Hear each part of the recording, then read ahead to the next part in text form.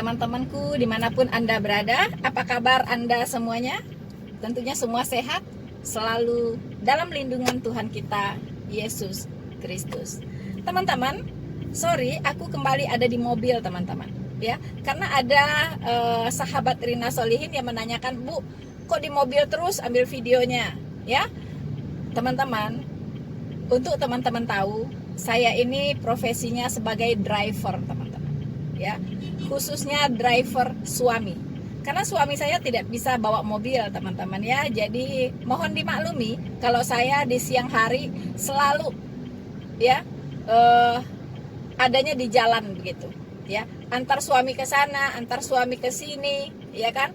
Kadang saya harus ngantar anak juga, jemput anak juga, ya. Jadi saya ini tua di jalan kalau teman-teman mau tahu, ya. Tetapi saya selalu ingin melayani Tuhan, ya. Jadi setiap waktu yang tersedia saya harus gunakan dengan baik. Jadi mohon dimaklumi teman-teman kalau saya keseringan di mobil, ya. Pertama waktunya, ya. Waktunya itu saya curi-curi waktu, ya, untuk Tuhan teman-teman. Kemudian yang kedua, di mobil ini saya kira lebih kondusif, ya. Lebih kondusif, mengapa? Pertama, kedap suara, ya kan? Kedap suara. Kemudian kalau siang hari itu pencahayaannya natural dari matahari teman-teman, ya. Jadi saya melayani Tuhan tidak lihat waktu, ya, tapi saya lihat kesempatan. Kalau ada kesempatan pasti saya akan gunakan teman-teman untuk membagikan kebenaran firman Tuhan, ya. Jadi teman-teman jangan bosan-bosan kalau lihat saya banyak di mobil. Bukan, nggak ada maksud apa-apa, ya, bukan mau show off begitu, ya, bukan, ya, nggak ada apa-apanya. Mobil saya ini cuma mobil Brio teman-teman, ya, bukan Mercy, bukan Jaguar, bukan. Ini mobil ibu-ibu rumah tangga, mobil biasa, ya. Jadi tidak ada tujuan apa-apa, tapi memang saya sehari-hari itu banyaknya di mobil. So teman-teman harap dimaklumi. Dunia ini anggun sandiwara. Banyak manusia yang berperan pura-pura, hingga kita sulit membedakan mana yang tulus dan mana yang bermuka dua. Enjoy!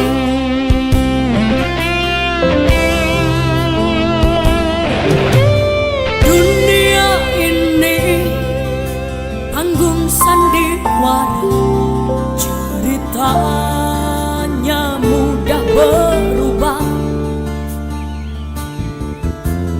Kisah Mahabharata atau tragedi dari Yunani,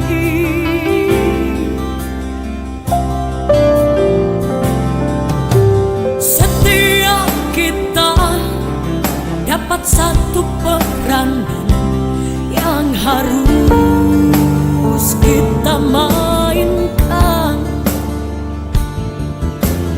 Ada peran wajar dan ada peran berpura-pura. Mengapa kita bersandiwara? Mengapa kita bersandiwara? Teman-teman, saudaraku yang terkasih di dalam Tuhan, saat ini kita sedang disuguhi sebuah drama, ya, seantero Nusantara. Bahkan mata dunia ikut menyorot teman-teman, yaitu drama di Kepolisian Republik Indonesia. Saya sebenarnya sudah lama ingin mengomentari, ya, tetapi saya lebih cenderung wait and see dulu begitu.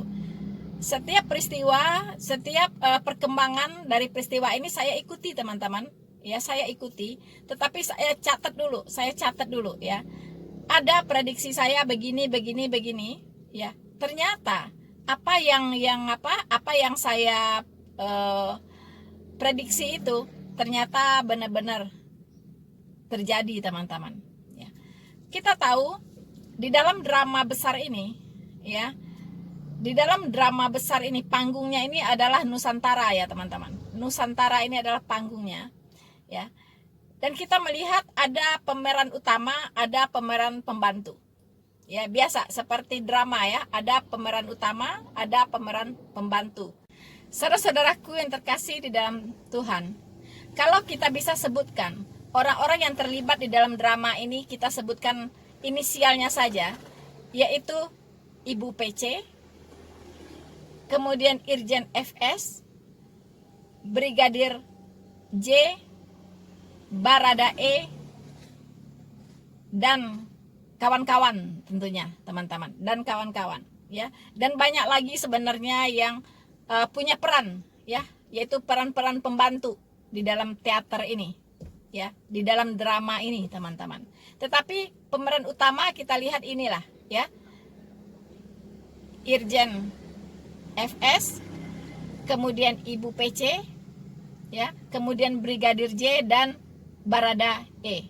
Sampai saat ini itu yang kita lihat sebagai pemeran utama. Nah, sementara yang lain-lain itu nanti akan muncul ke permukaan perannya apa ya, masih dalam pemeriksaan teman-teman. Untuk melihat skenarionya secara keseluruhan, ada beberapa hal yang harus kita garis bawahi ya, dan mungkin masih fresh di ingatan kita teman-teman. Dimana pertama, Barada E meninggal ditembak ya, katanya terjadi tembak menembak ya di rumah dinas Irjen FS. Mengapa terjadi tembak menembak? Kita sudah tahu bahwa pengakuan dari Ibu PC, dia mengalami pelecehan seksual yang dilakukan oleh Brigadir J ya. Di saat Brigadir J masuk ke kamar PC, PC menjerit ya, lalu datanglah Barada E dan beberapa temannya yang lain untuk menolong ya. Tetapi sayangnya tidak ada dari mereka ini yang melihat terjadinya pelecehan seksual. Itu hanya pengakuan dari Ibu PC. Dan sayangnya saat itu, jika terjadi pelecehan seksual, seharusnya Ibu PC langsung ke dokter untuk divisum sebagai barang bukti ya. Tetapi apa yang terjadi? Tidak ada laporan dari Ibu PC bahwa dia mengalami pelecehan seksual, dan hasil visumnya tidak ada. Dan sampai hari ini tidak ada yang diperiksa, yang sudah diperiksa itu merasa melihat ya, melihat langsung pelecehan seksual yang dilakukan oleh Brigadir J terhadap Ibu PC. Tidak ada saksinya dan tidak ada buktinya. Itu yang terjadi. Tetapi sampai kemarin pun ya, sebelum Irjen FS ditahan untuk 30 hari, dia masih mempertahankan skenario bahwa istrinya mengalami pelecehan seksual ya.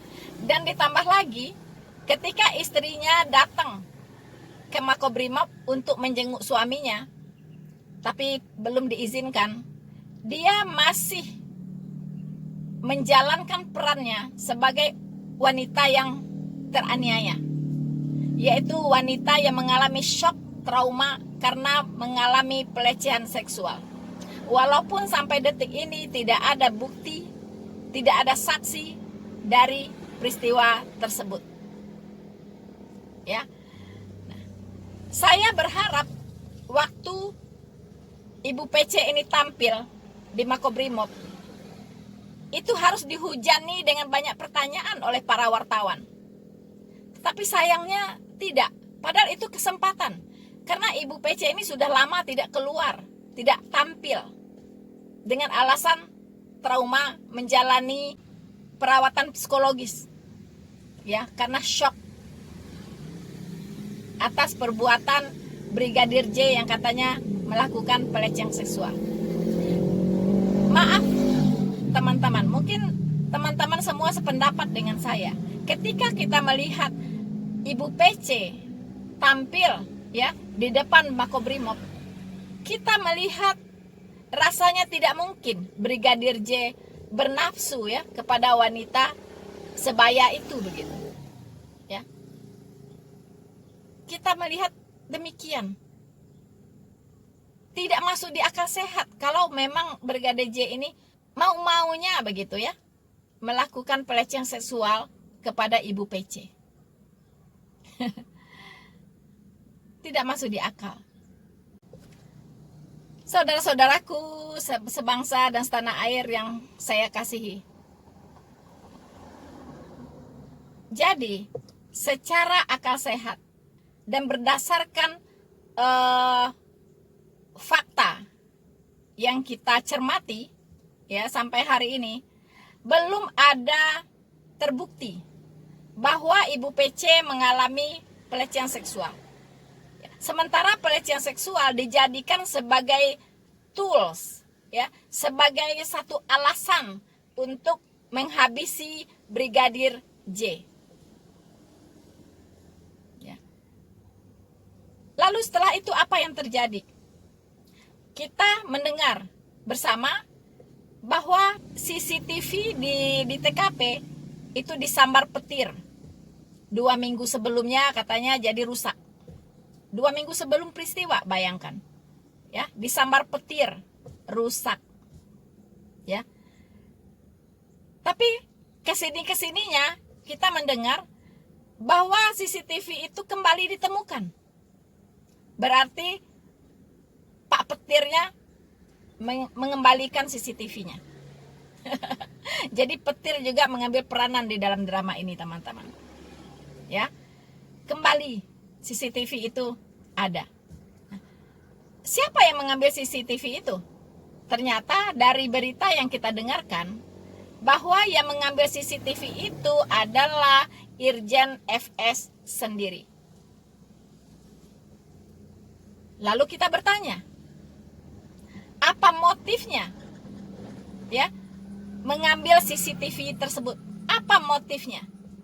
Kalau secara akal sehat, kalau memang benar-benar istrinya mengalami pelecehan seksual dan di situ ada CCTV, seharusnya CCTV itu dipakai sebagai alat bukti oleh Irjen FS bahwa benar-benar istrinya mengalami pelecehan seksual. Ya. Harusnya demikian, bukannya dihilangkan. Ya, bukannya dikatakan disambar petir atau rusak. Kalau dikatakan disambar petir dan rusak, artinya CCTV itu tidak boleh digunakan. Ya, tidak boleh dijadikan alat bukti. Apa sebenarnya yang terjadi? Kita rakyat Indonesia semua bertanya-tanya. Ya, akhirnya karena begitu banyak informasi-informasi yang bertendensi sebagai kebohongan, ya, akhirnya jangan disalahkan rakyat Indonesia mengambil kesimpulan-kesimpulan sendiri, ya, karena logikanya demikian. Jika betul-betul Ibu PC mengalami pelecehan seksual, suaminya ngapain merusak CCTV? Ya, seharusnya CCTV itulah yang digunakan sebagai alat bukti. Ya, untuk menunjukkan, membuktikan bahwa istrinya benar-benar mengalami pelecehan seksual. Tapi justru dikatakan disambar petir dan rusak. Ini sudah tidak masuk akal sehat. Sudah tidak masuk akal sehat rakyat Indonesia. Ya. Dan yang aneh juga HP, ya, kalau tidak salah 2 apa 3 ya, handphone dari Brigadir J itu lenyap. Kemudian juga pakaiannya waktu kejadian lenyap. Sampai hari ini tidak ditemukan. Kemana itu? Mengapa itu? Maksudnya apa gitu? HP-nya dihilangkan, ya, HP-nya dilenyapkan. Pakaiannya dilenyapkan, ya. Bahkan TKP, ya, itu langsung dibersihkan dan tidak dipasang polis lain. Padahal secara prosedur, ya, TKP itu tidak boleh diapa-apain. TKP itu tidak boleh dirubah-rubah. Apapun yang ada di TKP, bagaimanapun kondisi dari barang tersebut, itu tidak boleh dirubah-rubah, tidak boleh digeser-geser. Ya. Harus diadakan dulu pencatatan-pencatatan. Harus difoto dulu, ya, oleh kepolisian. Harus difoto dulu. Ya. Harus diambil semua barang-barang yang terjadi di TKP tersebut, ya, disimpan baik-baik sebagai alat bukti dan dibuat catatan. Mungkin ditemukan selongsong peluru, ya, mungkin ditemukan benda tajam, ya, mungkin ditemukan percikan-percikan darah dan sebagainya, atau ada dinding-dinding yang berlobang karena tembak menembak itu. Ya. Itu bagaimana posisi korban saat polisi datang, itu harus digambar, ya. Bagaimana posisinya, itu harus difoto, harus dibuat dokumentasinya, teman-teman. Harus didokumentasikan dengan sangat-sangat tepat dan sangat baik. Ini apa yang terjadi? Hari ini kejadian, beberapa hari kemudian baru ada pemberitaan bahwa Brigadir J tewas karena tembak menembak terjadi di rumah Irjen FS karena Brigadir J melakukan pelecehan seksual kepada Ibu PC. Dan Ibu PC pun bersaksi bahwa dia memang mengalami pelecehan seksual. Awas, saksi dusta itu hukumannya sangat berat. Ya, siapapun yang sudah terlanjur bersaksi dusta dalam skenario ini, itu harus mempertanggungjawabkan setiap ucapan yang dia lontarkan. Setiap kata yang dia ucapkan harus dipertanggungjawabkan. Ya. Dan kita melihat hasil autopsi. Hasil autopsi pertama itu tidak diketahui oleh keluarga. Bahkan adik kandung dari Brigadir J itu juga tidak dipanggil untuk menyaksikan. Ujuk-ujuk disuguhi surat untuk tanda tangan penyerahan jenazah. Itu kan lucu. Ya kan? Ada apa? Nah, ini betul-betul merupakan kejahatan berjamaah. Ya, dengan mengumbar dusta berjamaah dari pihak kepolisian. Saya ingat firman Tuhan, ya, firman Tuhan yang mengatakan bahwa iblis adalah bapa dari segala pendusta. Iblis adalah bapa dari segala pendusta, dan dia adalah pembunuh manusia dari semula. Saya ulangi, iblis adalah bapa dari segala pendusta. Dan dia adalah pembunuh manusia dari semula. Itulah iblis. Ya. Jadi, kalau kita lihat sadisnya pembunuhan yang dilakukan kepada Brigadir J, ini pelaku-pelakunya adalah iblis-iblis. Manusia-manusia yang sudah dirasuki oleh iblis. Bagaimana mungkin, ya, bukan hanya ditembak, tetapi juga dianiaya. Dari hasil autopsi kedua, itu terungkap, ya, semua catatan dari kuasa hukum Brigadir J, Bapak Kamarudin Simanjuntak. Itu semua terbukti bahwa ini bukan pembunuhan biasa, tetapi ini adalah penganiayaan sadis, pembunuhan sadis dan keji. Ada apa di belakang ini semua? Nah, ini yang sekarang sedang ditunggu-tunggu oleh seluruh rakyat Indonesia. Ada apa di belakang skenario ini? Ada apa? Sehingga melibatkan begitu banyak anak buah. Ya. Begitu banyak melibatkan anak buah. Ada apa? Terus ada apa dengan Brigadir J? Kok harus dihabisi sedemikian kejinya? Bukankah dengan ditembak saja udah pasti mati? Tetapi mengapa harus disayat-sayat, terus otaknya dipindahkan ke perut, ya kan? Kemudian tangannya dipatah-patahkan jarinya. Ini betul-betul ini orang yang melakukan ini adalah setan atau iblis. Bukan manusia lagi. Setan dan iblis. Ya. Ada apa? Ini yang harus diungkap oleh penyidik. Ini yang harus diungkap seterang-terangnya. Karena kejadian ini adalah mempertaruhkan nama besar kepolisian Republik Indonesia. Jika kepolisian tidak profesional dalam menyelesaikan kasus ini, kita khawatir, ya, trust dari negara-negara lain kepada Indonesia hilang. Bagaimana mungkin instansi kepolisian Republik Indonesia, ya, mempertontonkan kepada dunia betapa bobroknya orang-orang yang ada di dalamnya. Seharusnya mereka memberi contoh teladan, ya, kepada seluruh rakyat Indonesia. Bagaimana cara menyelesaikan kasus kejahatan ini secara profesional.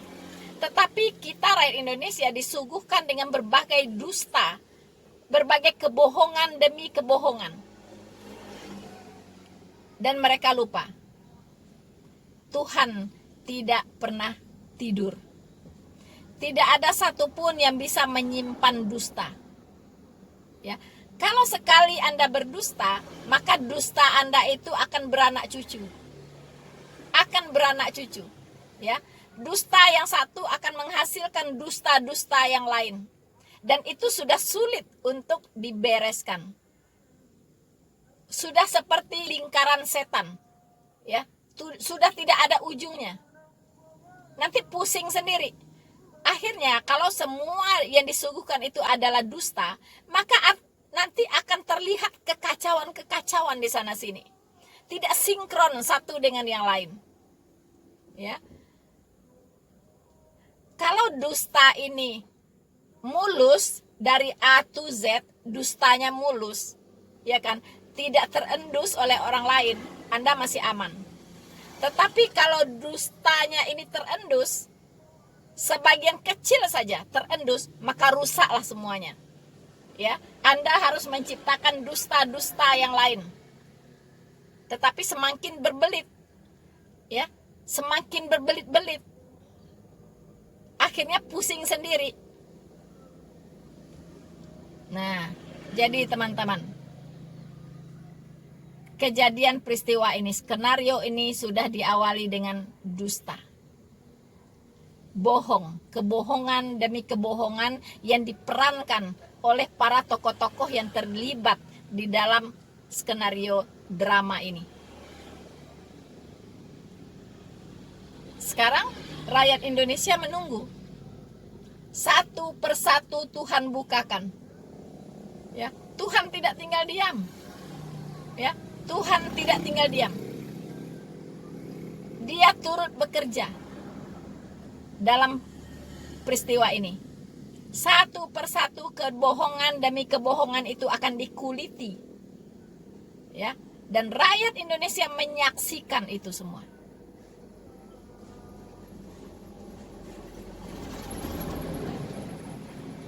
Saya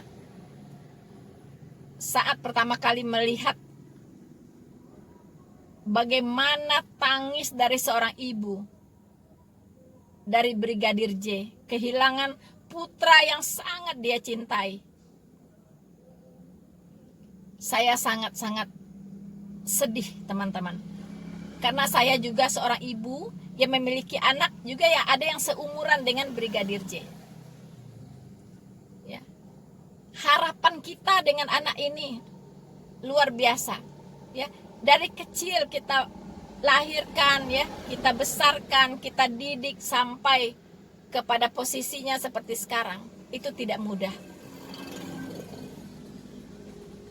Itu tidak mudah.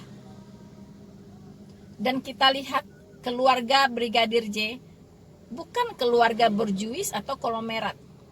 Pasti perjuangan dari orang tua Brigadir J untuk membesarkan Brigadir J itu tidak mudah. Penuh dengan air mata, penuh dengan perjuangan, penuh dengan kesakitan. Tiba-tiba ada tangan-tangan setan yang begitu mudahnya menghilangkan nyawa anak yang dia kasihi. Kejahatan apa yang sudah diperbuat oleh seorang Brigadir J? Jika itu adalah pelecehan seksual, mengapa Ibu PC tidak datang kepada dokter dan membuat visum? Mungkin ada onderdil Anda yang rusak. Itu harus ada visumnya, Bu. Harus ada visumnya sebagai bukti bahwa Anda betul-betul mengalami pelecehan seksual. Tapi mana kami rakyat Indonesia menanti-nantikan itu bukti dari pelecehan seksual yang Anda alami. Mana buktinya? Siapa saksinya? Mana saksinya yang melihat Brigadir J melecehkan Anda? Ya, secara seksual, mana? Mana visum dari dokter? Mana? Sementara Baradae pun tidak melihat Anda dilecehkan. Tidak melihat. Itu pengakuan dari Baradae sendiri. Dan tidak ada terjadi tembak-menembak. Tidak ada tembak-menembak. Tetapi kalau Baradae menembak, iya, atas perintah dari seseorang. Tentunya seseorang yang bisa memerintahkan Baradae adalah yang lebih tinggi. Dan semua anak buah bisa ikut serta, ya, dalam memerankan kejahatan ini. Oh, wow, pasti yang memerintahkan ini pangkatnya pasti sudah tinggi sekali.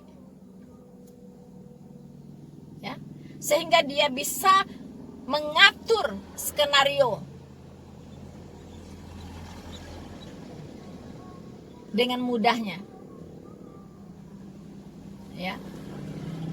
Itu 25 orang yang sudah dimutasi itu. Ya. Itu adalah pemeran pembantu semua. Ya. Pemeran pembantu yang sudah dimutasi oleh Kapolri. Tetapi sayang, kami rakyat Indonesia tidak puas dengan hanya dimutasi Pak Kapolri. Harusnya mereka bukan dimutasi, tetapi ditangkap, dipenjarakan. Ya.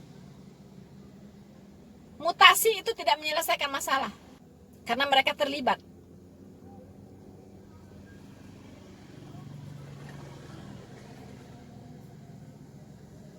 Mengapa saya katakan terlibat? Karena mereka ikut menjadi penyampai dari kebohongan-kebohongan itu. Ya. Mereka terlibat di dalam kebohongan itu. Saya tidak mengatakan terlibat di dalam peristiwa itu. Ikut menembak Brigadir J, bukan itu yang saya katakan. Tetapi ikut berperan, ya, di dalam kebohongan-kebohongan itu. Jadi tidak cukup dimutasi. Ya. Seperti Irjen FS yang ditahan katanya di Makobrimob untuk 30 hari. Tetapi kepolisian mengatakan dia belum tersangka, dia belum ditangkap. Ya, tetapi hanya diungsikan lah istilahnya, ditempatkan di tempat yang khusus. Ya. Untuk kepentingan penyidikan, katanya begitu. Ya. Maaf, walaupun rakyat Indonesia tidak semuanya berbasis ilmu hukum, ya, Tetapi hal yang sangat sederhana itu kami bisa mengerti. Orang yang menghilangkan barang bukti, itu orang tersebut sudah melakukan tindakan pidana. Tinggal didalami motifnya apa sampai menghilangkan barang bukti. Apa motifnya? Ada apa? Nah, ini yang harus dicari tahu, harus dibongkar habis oleh penyidik. Harus dibongkar habis oleh penyidik. Jadi rakyat Indonesia disuguhi dengan drama lagi ya Pak. Ya. Oh, mereka 25 orang sudah dimutasi. Dengan harapan rakyat Indonesia tenang. No way. Ya. Bagi rakyat Indonesia, mutasi itu tidak cukup. Tidak cukup. Kami menganggapnya itu bagian dari drama lagi. Sorry, ya. Itu bagian dari drama lagi. Cuman cari aman saja. Tidak. Ya, harus ada tindakan lebih lanjut. Seharusnya jangan dimutasi, diberhentikan dulu untuk sementara dari kepolisian. Ya, nanti mereka diperiksa ya oleh penyidik. Kalau terbukti mereka bersalah, lanjut jadi tersangka. Tetapi kalau mereka misalnya tidak kuat bukti untuk dijadikan tersangka, mereka dikembalikan ke posisinya seperti semula. Kalau dia brigadir, ya kembali jadi brigadir, ya kan? Nah, kalau dia jenderal, kembali jadi jenderal, begitu. Ya, memang tidak mudah, tapi rakyat Indonesia rasanya begitu dulu baru puas gitu, ya. Jadi dinonaktifkan secara total. Kalau hanya dimutasi, mereka masih punya, mereka masih menjabat ya sebagai Kepolisian Republik Indonesia, masih pakai baju dinas, ya. Tetapi seharusnya baju dinasnya dibuka dulu deh, ya. Baju dinasnya dibuka dulu deh. Kemudian satu-satu diperiksa, diinterogasi, ya kan, supaya bisa jujur. Kalau bisa panggil tuh. Ya, AA Uya Kuya tuh. Ya kan? AA Uya Kuya panggil, dihipnotis dulu biar ngaku sejujur-jujurnya.